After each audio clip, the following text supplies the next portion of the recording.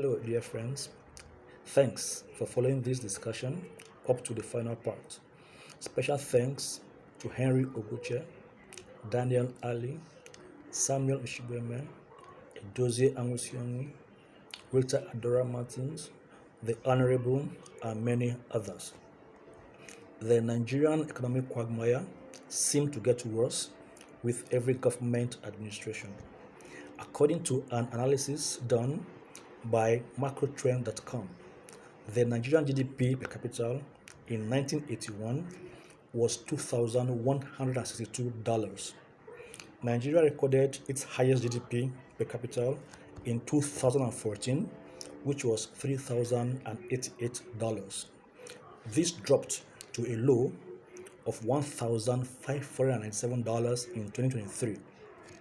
The projected GDP per capita for 2025 is around $2,489.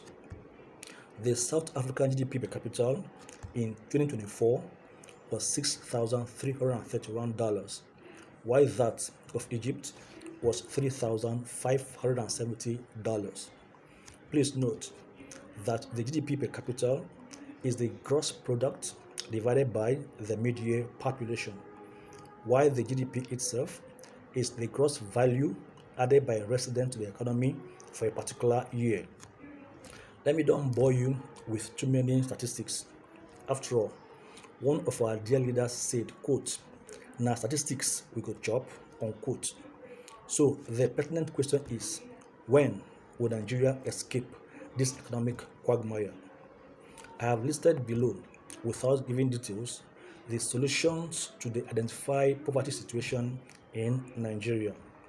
Investment in quality education, technical and vocational training, human capital development, diversification of the economy, supporting small and medium enterprises (SMEs), tackling corruption, developing essential infrastructure, improving rural infrastructure, strengthening social infrastructure, diversification of the economy, I've said that earlier, then peace and security, strengthening of the institutions, adaptation to climate change, access to finance, and many others. I want to thank you profusely at this point for following this podcast to the end.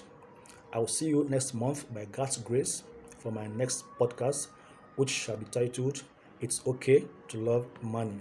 Thank you and cheers.